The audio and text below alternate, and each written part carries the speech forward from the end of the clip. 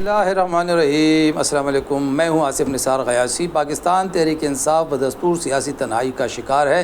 اس کا ذمہ دار کون ہے اور عمران خان کی ہدایات کو مسلسل کون نظر انداز کر رہا ہے اور اس کے کیا اثرات مرتب ہوں گے، اسی پہ آج بات کریں گے۔ پاکستان تحریک انصاف نے ایک کافی عرصے بعد پشاور میں ایک پاور شو کرنے کی کوشش کی۔ ہم اب اس میں بحث نہیں کرتے کہ پاور شو کامیاب رہا ناکام رہا، اس کا فیصلہ آپ لوگ خود کر سکتے ہیں، آپ لوگوں نے سب کچھ دیکھ لیا ہوگا۔ لیکن سیاسی لحاظ سے ہم یہ کہہ سکتے ہیں کہ اس پاور شو کا کوئی فائدہ نہیں ہوا۔ عمران خان صاحب کو اس کا کوئی فائدہ نہیں ہوا، پاکستان تحریک انصاف کو کوئی فائدہ نہیں ہوا۔ الٹا ان کی جو گروپ بندی تھی، ان کی جو دھڑے بندی تھی، ان کے جو اختلافات تھے وہ کھل کے سامنے آ گئے۔ جب سٹنگ وزیر اعلیٰ کے خلاف نعرے بازی ہو، بوتلیں اٹھائی جائیں، چپل دکھائے جائیں، جوتے دکھائے جائیں، جب ایک پارٹی کا تحصیل میئر اپنی ورکر پر قاتلانہ حملے کی کوشش کرے اور اس کو اسٹیج سے پھینکنے کی کوشش کرے، لاتیں مارے، تو اندازہ لگایا جا سکتا ہے کہ پارٹی کے اندر کیا صورتحال ہے۔ اس جلسے کے حوالے سے یہ بتایا جا رہا تھا کہ فیصلہ یہ ہوا تھا، پارٹی کے بعض ذرائع کا یہ دعویٰ ہے کہ عمران خان صاحب کا فیصلہ یہ تھا کہ اس کے بعد پارٹی کے تمام جلسے تحریک تحفظ آئین کے بینر تلے ہوں گے اور اس کے نام سے جلسے ہوں گے اور محمود خان اچکزئی صاحب صدارت کیا کریں گے۔ اس جلسے کے متعلق بھی یہی ہدایات تھیں، یہی بتایا گیا تھا کہ یہ تحریک تحفظ آئین کے تحت جلسہ ہوگا اور محمود خان اچکزئی مہمان خصوصی ہوں گے اور اگلے لائحہ عمل کا اعلان کیا جائے گا۔ اس کا فائدہ یہ ہونا تھا کہ جو تحریک تحفظ آئین کے میں جو جماعتیں ہیں، جو پارٹیاں ہیں، وہ بھی کھل کر سسٹم کے خلاف، اسٹیبلشمنٹ کے خلاف، حکومتوں کے خلاف سامنے آ جاتی، پاکستان تحریک انصاف کا یہ کچھ سپورٹ بن جاتی۔ لیکن اب یہ کون سے نامعلوم ہیں پارٹی کے اندر، وہ کون سی قوتیں ہیں، وہ کون سے کسی طاقتور اداروں کے اتحادی ہیں کہ جو ہمیشہ عمران خان کی ہدایات کو نظر انداز کرتے ہیں، بلکہ نظر انداز نہیں کرتے، پیروں تلے رون ڈالتے ہیں۔ چنانچہ اس جلسے کا میں بھی یہی ہوا، محمود خان اچکزئی کو کوئی دعوت نہیں دی گئی، تحریک تحفظ آئین کا کوئی نام نہیں لیا گیا اور جلسہ بہت سے سوالات چھوڑ کے ختم ہو گیا۔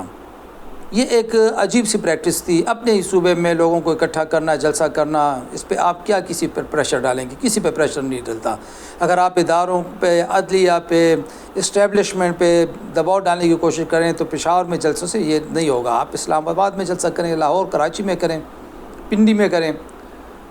لیکن اس کے باوجود اگر اس جلسے میں تحریک تحفظ آئین کی تمام جماعتوں کو مدعو کیا جاتا، محمود خان اچکزئی صاحب جلسے کی صدارت کرتے، وہ اپنے تعلقات کے بل بوتے پہ، اپنی سیاست کے بل بوتے پر بہت سے اہم قومی رہنماؤں کو جلسے میں لے آتے، تو اس سے پھر جو اسٹیبلشمنٹ ہے یا پی ٹی آئی کی جو مخالف حکومتیں ہیں ان پہ ضرور انہیں کچھ نہ کچھ پریشانی کا سامنا کرنا پڑ سکتا تھا۔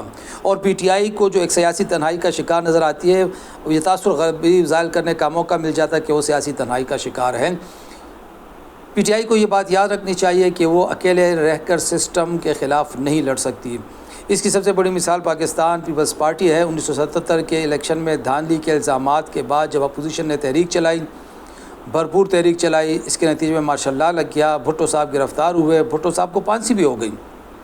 لیکن وہی پیپلز پارٹی پھر 1980 میں جنرل ضیاء کے خلاف، کیونکہ اسے پتہ تھا کہ اکیلے وہ کچھ نہیں کر سکتی، انہی تمام سیاسی جماعتوں کو ساتھ لے کے میدان میں نکلی، جن سیاسی جماعتوں کی وجہ سے پیپلز پارٹی کی حکومت ختم ہوئی تھی اور ذوالفقار علی بھٹو گرفتار ہوئے تھے۔ تو کیا پاکستان تحریک انصاف وہی راستہ اختیار نہیں کر سکتی؟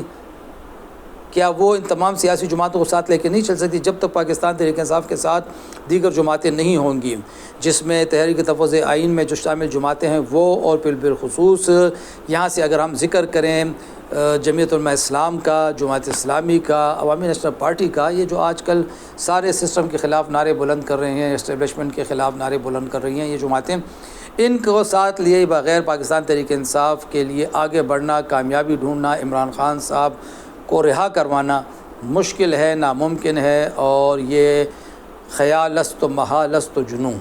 اب ان کو یہ فیصلہ کرنا چاہیے کہ وہ جو نامعلوم لوگ ہیں پارٹی میں، ان کی باتیں چلیں گی یا عمران خان صاحب کی ہدایات پہ عمل درآمد ہوگا۔ خدا حافظ۔